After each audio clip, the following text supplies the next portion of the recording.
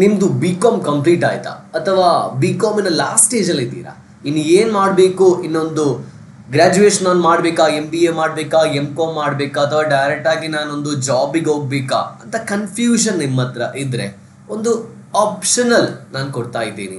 It is B com ಜೊತೆಗೆ ಅಥವಾ ನಿಮ್ಮದು ಬಿ ಕಾಮ್ ಮುಗಿಸಿ ಆದಮೇಲೆ ಏನಾದರೂ ಒಂದು ಪ್ರೊಫೆಷನಲ್ ಕೋರ್ಸ್ ನೋಡಿದರೆ ಯಾವ ಥರ. ಈಗ ಫಾರ್ ಎಕ್ಸಾಂಪಲ್ ನಿಮ್ಮ ಏಜ್ ಇಲ್ಲಿ ವಿಷಯ ಅಲ್ಲ, ನಿಮಗೆ ಮಾಡಲಿಕ್ಕೆ ನಿಮಗೆ ಆಸೆ ಇದ್ದರೆ ಖಂಡಿತ ನಿಮಗೆ ಪರ್ಸ್ಯೂ ಮಾಡ್ಬೋದು. ಆಲ್ರೆಡಿ ನಾವು ತುಂಬ ವಿಡಿಯೋಸ್ ಮಾಡಿದ್ದೀವಿ. ಇದು ಎಸ್ಪೆಷಲಿ ಬಿ ಕಾಮ್ ಕಂಪ್ಲೀಟ್ ಆದ ಸ್ಟೂಡೆಂಟ್ಸಿಗೆ ಅಥವಾ ಬಿ ಕಾಮ್ ಇದ್ದು ಲಾಸ್ಟ್ ಸೆಮಿಸ್ಟರಲ್ಲಿರುವ ಸ್ಟೂಡೆಂಟ್ಸಿಗೋಸ್ಕರ ಈ ವಿಡಿಯೋ ಮಾಡ್ತಾ ಇದ್ದೀನಿ. ಇಲ್ಲಿ ಬಿ ಕಾಮ್ ಆದಮೇಲೆ ಮೇನ್ ಆಗಿ ನಿಮಗೆ ತುಂಬ ಆಪ್ಷನ್ಸ್ ಇದೆ. ನಿಮಗೆ ಮೇನ್ ಆಗಿ ಫ್ಯಾಮಿಲಿ ಪ್ರೆಷರ್ ಬರುತ್ತೆ, ಜಾಬಿಗೆ ಹೋಗಬೇಕು, ಅಥವಾ ನಿಮಗೆ ಇನ್ನು ಹೈಯರ್ ಎಜುಕೇಷನ್ ನೀವು ಮಾಡಲಿಕ್ಕೆ ಪ್ಲಾನ್ ಮಾಡ್ತಾ ಇದ್ದೀರಾ, ಅಥವಾ ಬೇರೆ ಏನಾದರೂ ರೀತಿಯಲ್ಲಿ ನೀವು ಪ್ಲಾನ್ ಮಾಡ್ತಾ ಇದ್ರು, ಅಲ್ಲಿ ಒಂದು ಆಪ್ಷನ್ ಬರುತ್ತೆ. ನೀವು ಹೈಯರ್ ಎಜುಕೇಷನಲ್ಲಿ ಏನು ಮಾಡ್ತೀರಾ? ನಾರ್ಮಲಿ ಈಗ ಬಿ ಕಾಮ್ ಆದರೆ ಏನು ಮಾಡ್ತೀರಾ ನೀವು? MBA ಮಾಡ್ತೀರಾ. ನಾನು ಯಾವುದೇ ರೀತಿಯಲ್ಲಿ ಬಿ ಕಾಮಿಗೆ ವ್ಯಾಲ್ಯೂ ಇಲ್ಲ ಅಥವಾ ಬಿ ಕಾಮ್ ಕಲ್ತ್ರೆ ಯಾವುದೇ ರೀತಿ ಪ್ರಯೋಜನ ಇಲ್ಲ ಆ ಥರನೇ ಹೇಳ್ತಾ ಇಲ್ಲ. ಆದರೂ ಬಿ ಕಾಮ್ ಅಂತ ಹೇಳುವ ಈ ಒಂದು ಎಜುಕೇಷನ್ ಪ್ಯಾಟರ್ನಲ್ಲಿ ಎಲ್ಲರೂ ಬಿ ಕಾಮ್ ಮಾಡ್ತಾರೆ, ಎಲ್ಲರೂ ಪಾಸ್ ಆಗ್ತಾರೆ. ಎಲ್ಲರಿಗೂ ಜಾಬ್ ಇದೆಯಾ? ಇಲ್ಲ. ಇನ್ನು ಕಾಮ್ ಮಾಡಿದರೆ, MBA ಮಾಡಿದರೆ ಒಂದು ಹೈಯರ್ ಎಜುಕೇಷನ್ ಬರುತ್ತೆ.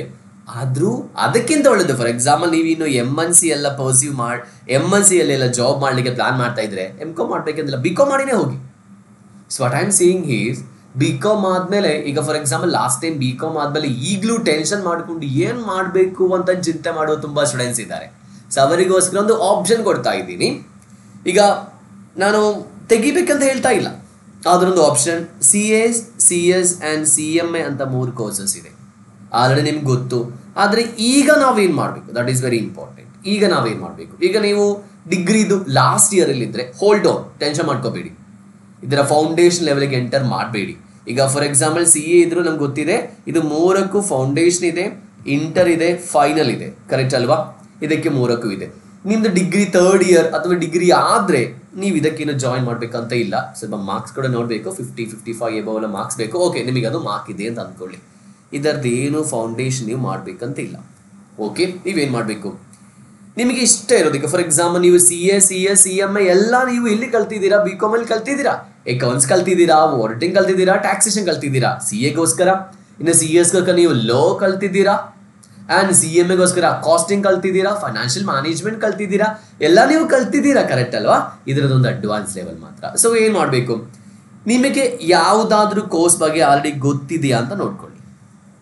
ಸರ್ ನಾನು ಆಲ್ರೆಡಿ CM ಬಗ್ಗೆ ಕೇಳಿದ್ದೀನಿ ಸರ್, CA ಬಗ್ಗೆ ಕೇಳಿದ್ದೀನಿ ಸರ್, ಏನಾದರೂ ಒಂದು ಮಾಡಬೇಕಂತ ಪ್ಲಾನ್ ಇದೆ ಸರ್, ಏನು ಮಾಡಬೇಕಂತ ಗೊತ್ತಿಲ್ಲ. ಓಕೆ, ಸಪೋಸ್ ನೀವು ಯಾವುದೇ ಒಂದು ಕೋರ್ಸ್ ತೆಗೀರಿ, CA, CS, CMA, ಇದು ಎರಡಕ್ಕೂ ಇಂಟರ್ ಲೆವೆಲ್ಗೆ 2 ಗ್ರೂಪ್ ಬರುತ್ತೆ. ಓಕೆ, ಇಲ್ಲೂ 2 ಗ್ರೂಪ್ ಬರುತ್ತೆ, ಇಲ್ಲೂ 2 ಗ್ರೂಪ್ ಬರುತ್ತೆ. ಓಕೆ, ನೀವೀಗ ಏನು ಮಾಡ್ತಿದ್ದೀರಾ? ಕಾಮ್ ಮಾಡಲಿಕ್ಕೆ ಪ್ಲಾನ್ ಮಾಡ್ತಾ ಇದ್ದೀರಾ. ನಿಮಗೆ 2 ವರ್ಷ ನಿಮಗೆ ಬೇಕಾಗುತ್ತೆ. ಕಾಮ್ ಮಾಡಿದ್ರು ಬಿ ಕಾಮ್ ಮಾಡಿದ್ರು ಒಂದೇ ಅಂತ ನಾನು ಹೇಳಿದ್ದೀನಿ. ನಿಮಗಿನ್ನು ಅದರ ನಂತರ ನೀವೇನು ಮಾಡಬೇಕು, ನಿಮ್ಮಿನ್ನು ಡಾಕ್ಟರೇಟ್ ತೆಗಿಬೇಕು ಸರ್, ನಾನು PhD ಮಾಡಬೇಕು ಸರ್ ಅಂತೆಲ್ಲ ಇದ್ದರೂ ಹೇಳ್ತೀನಿ ಬಿಡಿ. ಇಲ್ಲಿ ಏನು ಮಾಡಬೇಕು, ಯಾವುದಾದ್ರೂ ಕೋರ್ಸ್ ತೆಗಿ. ನಾನು ಯಾವ ಕೋರ್ಸ್ ಅಂತ ಹೇಳ್ತಾ ಇಲ್ಲ, ಯಾಕಂದರೆ ಆಲ್ರೆಡಿ ನಮ್ಮದು ಚಾನಲಲ್ಲಿ ಎಲ್ಲ ಕೋರ್ಸ್ ಬಗ್ಗೆ ಇನ್ ಡೆಪ್ತ್ ಆಗಿ ನಾವು ವಿಡಿಯೋಸ್ ಮಾಡಿದ್ದೀವಿ. ಸೊ ನಾನು ಇಲ್ಲಿ ಅದನ್ನು ಡಿಸ್ಕಸ್ ಮಾಡ್ತಾ ಇಲ್ಲ. ಇಲ್ಲಿ ಒಂದು ಆಲ್ಟರ್ನೇಟಿವ್ ಆಪ್ಷನ್ ಕೊಡ್ತಾ ಇದ್ದೀನಿ. ನೀವು ಕಾಮ್ ಮಾಡೋ 2 ಇಯರ್ಸಲ್ಲಿ 2 ಗ್ರೂಪ್ ಕಂಪ್ಲೀಟ್ ಮಾಡಿ. ಈಗ CS ಇದು 7 ಪೇಪರ್ಸ್ ಇದೆ, CAದು 6 ಪೇಪರ್ಸ್ ಇದೆ, CMAದು 8 ಪೇಪರ್ಸ್ ಇದೆ. ಇಂಟರಲ್ಲಿ ಏನು ಮಾಡಬೇಕು, 2 ವರ್ಷ ತಗೊಂಡು, ಇಟ್ ಮೀನ್ಸ್ 4 ಅಟೆಂಪ್ಟ್ ತಗೊಂಡು ಇದರದೆಲ್ಲ ಇಂಟರ್ ನೀವು ಕಂಪ್ಲೀಟ್ ಮಾಡಿ. ಓಕೆನಾ? ಇಂಟರ್ ಕಂಪ್ಲೀಟ್ ಮಾಡಿ. 1 ವರ್ಷ ಫೇಲ್ ಆಗಿ ಬಿಡಿ. ಯಾಕಂತ ಹೇಳಿದ್ರೆ CA ನೀವು ತೆಗೆದ್ರೆ ನಿಮಗೆ 6 ಬಾರಿ ಎಕ್ಸಾಮಿನೇಷನ್ ಬರೀಬೋದು. ಇದೆಲ್ಲ ತೆಗೆದ್ರೆ ನಿಮಗೆ 4 ಬಾರಿ ಎಕ್ಸಾಮಿನೇಷನ್ ಬರೀಬೋದು. ಬಿಡಿ, ಅದೊಂದು ಬದಿಗೆ ಹೋಗುತ್ತೆ. ಇಲ್ಲಿ 2 ವರ್ಷದಲ್ಲಿ ನೀವು CA ಇಂಟರ್ ಅಥವಾ CMA ಇಂಟರ್, CS ಇದು ಇಂಟರ್ ನೀವು ಕ್ಲಿಯರ್ ಮಾಡಿ ಒಂದು ಜಾಬಿಗೆ ಅಪ್ಲೈ ಮಾಡಿದರೆ, ಒಂದು ಕಾಮ್ ಸ್ಟೂಡೆಂಟ್ ಅಪ್ಲೈ ಮಾಡುವ ಒಂದು ಜಾಬ್ ವೇಕನ್ಸಿನೋ CA inter, CMA inter, CS inter qualify ಆದ ಒಬ್ಬನು ಅಪ್ಲೈ ಮಾಡುವಾಗ ವ್ಯತ್ಯಾಸ ಇದೆ. ಅದು HR ಗೆ ಗೊತ್ತಾಗುತ್ತೆ. ಯಾಕಂತಂದರೆ ಕಾಮ್ ಯಾರಿಗೆ ಬೇಕಾದರೂ ಮಾಡ್ಬೋದು. ಆದರೆ ನೀವು ಇಲ್ಲೇನು ಮಾಡ್ತಾ ಇದ್ದೀರಾ, ನಿಮಗೆ ಏನು ಟೆನ್ಷನ್ ಇದ್ದರೆ ಕಾಮ್ ಡಿಸ್ಟೆನ್ಸ್ ಮಾಡಿ. I am not talking about you should do the com. Why are doing com? Just go for the profession. ಇದು 3 ಪ್ರೊಫೆಷನ್ ನಾನು ಹೇಳ್ತಾ ಇದ್ದೀನಿ. ಇದಲ್ಲದೆ ತುಂಬಾ ಪ್ರೊಫೆಷನ್ ಇದೆ. ಯಾಕಂತ ಹೇಳಿದ್ರೆ ಈಗಿನ ಕಾಂಪಿಟೇಟಿವ್ ವರ್ಲ್ಡ್ ಅಲ್ಲಿ ಸುಮ್ಮನೆ ಒಂದು ಕೋರ್ಸ್ ಅಂತ ಹೇಳಿ ಮಾತ್ರ ಪರ್ಸ್ಯೂ ಮಾಡಿ ಪ್ರಯೋಜನ ಇಲ್ಲ. ನೀವೀಗ 2 ವರ್ಷ ಈ ಒಂದು ಇದನ್ನ ಕಂಪ್ಲೀಟ್ ಮಾಡಿ ನೀವು ಡೈರೆಕ್ಟ್ ಆಗಿ ಇಲ್ಲಿ ಒಂದು ಆಪ್ಷನ್ ಇತ್ತಲ್ಲ ನಿಮಗೆ ಜಾಬ್, ಡೈರೆಕ್ಟ್ ಆಗಿ ಏನ್ ಮಾಡಿ ಜಾಬಿಗೆ ಹೋಗಿ. 2 ವರ್ಷ ನಂತರ ಮಿನಿಮಮ್ ನಿಮಗೆ ಒಂದು 25,000 ರೂಪಾಯಿ ಜಾಬ್ ಸಂಬಳ ಸಿಗುತ್ತೆ. ನೀವೊಂದು ಪ್ರೊಫೆಷನ್ ಹಾಫ್ ಕ್ವಾಲಿಫೈ ಮಾಡಿದ್ದೀರಾ. ಇನ್ನೇನ್ ಮಾಡ್ಬೇಕು, ಇಲ್ಲಿಂದ ಒಂದು 3 ವರ್ಷ 4 ವರ್ಷ ತಗೊಂಡು ಮೆಲ್ಲ ಕಂಪ್ಲೀಟ್ ಮಾಡಿ. ಇನ್ನು ನೀವು ಆರ್ಟಿಕಲ್ಶಿಪ್ ಹೋಗ್ತಿದ್ದೀರಾ, ನಿಮ್ ಜಾಬಿಗೆ ಹೋಗ್ಬೇಕಾ? ಈಗ ನೀವು CMA CSE ಆದ್ರೆ ಆರ್ಟಿಕಲ್ಶಿಪ್ ಸ್ವಲ್ಪ ನಮ್ಗೆ ಲಿಬರಲ್ ಬರುತ್ತೆ, CA ಗೆ ಆರ್ಟಿಕಲ್ಶಿಪ್ ಸ್ವಲ್ಪ ಟೈಟ್ ಬರುತ್ತೆ. ಓಕೆ, ನಾನು ಹೇಳ್ತಾ ಇದ್ದೀನಿ, ಬಾಕಿ ಡೀಟೇಲ್ಸ್ ಏನು ಹೇಳ್ತಾ ಇಲ್ಲ. ಡೌಟ್ ಇದ್ರೆ ನೀವು ಮೆಸೇಜ್ ಮಾಡಿ ಅಥವಾ ನೀವು ಕಮೆಂಟ್ ಬಾಕ್ಸ್ ಅಲ್ಲಿ ಕಮೆಂಟ್ ಮಾಡಿ. ಈಗ 3-4 ಇಯರ್ಸ್ ಅಲ್ಲಿ ನೀವು ಒಂದು CA ಆಗ್ತೀರಾ, CS ಆಗ್ತೀರಾ, CMA ಆಗ್ತೀರಾ. ಟೋಟಲ್ ನಾವೊಂದು 7 ವರ್ಷ ಜರ್ನಿಗೆ ಇರ್ತೀವಿ.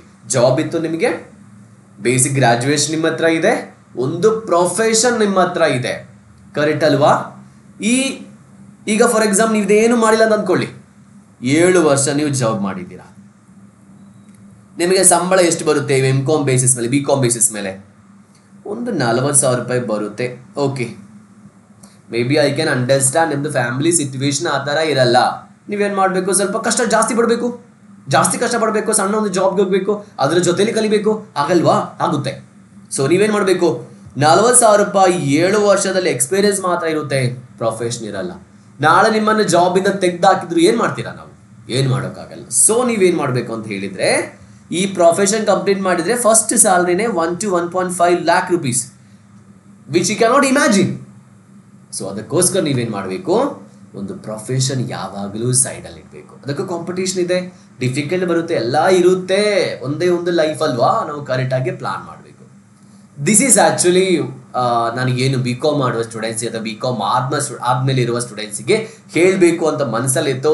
ತುಂಬ ಜನರು ಕೇಳಿದ್ರು, ಸರ್ BCom ಸರ್ ಏನು ಮಾಡಬೇಕು ಅಂತ ಗೊತ್ತಿಲ್ಲ, 40-50 ವರ್ಷ ಇರೋರೆಲ್ಲ ಕಾಲ್ ಮಾಡಿ ಕೇಳ್ತಾರೆ, ಸರ್ ಏನು ಮಾಡಬೇಕು ಅಂತ. ಇನ್ನೂ ಏನು ಮಾಡಬೇಕು? So take a decision properly. ಸುಮ್ಮನೆ ಒಂದು BCom ಮಾತ್ರ ಮಾಡ್ಕೊಂಡು ನೀವು ಹೋಗಬೇಡಿ ದಯವಿಟ್ಟು. ಈಗಿನ ಒಂದು ಕಾಲಘಟ್ಟದಲ್ಲಿ competition is very peak level ಅಲ್ಲಿ ಇದೆ. ಸೊ ಒಳ್ಳೇದಾಗಿ ಒಂದು ಪ್ರೊಫೆಷನ್ ಸೆಲೆಕ್ಟ್ ಮಾಡಿ. ಓಕೆ, ಕರೆಕ್ಟಾಗಿ ಸೆಲೆಕ್ಟ್ ಮಾಡಿ, ಸುಮ್ಮನೆ ಸೆಲೆಕ್ಟ್ ಮಾಡಬೇಡಿ. ಸೊ ಏನು ಡೌಟ್ ಇದ್ರು ಕಮೆಂಟ್ ಬಾಕ್ಸಲ್ಲಿ ಕಮೆಂಟ್ ಮಾಡಿ, ಆಯ್ತಾ? ನಾನು ಸ್ವಲ್ಪ ಡೀಟೇಲ್ಸ್ ಹೇಳಿದ್ದೀನಿ. ನಾವು ಸಬ್ಜೆಕ್ಟ್ ವೈಸ್ ಕರೆಕ್ಟಾಗಿ ಒಂದೊಂದು ಪ್ರೊಫೆಷನ್ ಬಗ್ಗೆನೂ ಡಿಸ್ಕಸ್ ಮಾಡಿದ್ದೀನಿ. ಸೊ ಏನು ಡೌಟ್ ಇದ್ರು ಕಮೆಂಟ್ ಬಾಕ್ಸಲ್ಲಿ ಕಮೆಂಟ್ ಮಾಡಿ. ಇದುವರೆಗೂ ನೀವು ವಿಡಿಯೋ ಚಾನಲ್ ಸಬ್ಸ್ಕ್ರೈಬ್ ಮಾಡಿ, ದೀಕ್ಷಣ ಚಾನಲ್ ಸಬ್ಸ್ಕ್ರೈಬ್ ಮಾಡಿ. ನಿಮಗೋಸ್ಕರ ಇರೋ ಚಾನಲ್ ದೀಕ್ಷಣ ಅಂತ ಹೇಳೋದು. ಅದೇ ರೀತಿ ನಿಮ್ಮ ಫ್ರೆಂಡ್ಸಿಗೂ ವಿಡಿಯೋ ಒಂದು ಶೇರ್ ಮಾಡಿ. ಮುಂದಿನ ವಿಡಿಯೋ ನೋಡುವವರೆಗೂ ಆಲ್ ದ ವೆರಿ ಬೆಸ್ಟ್.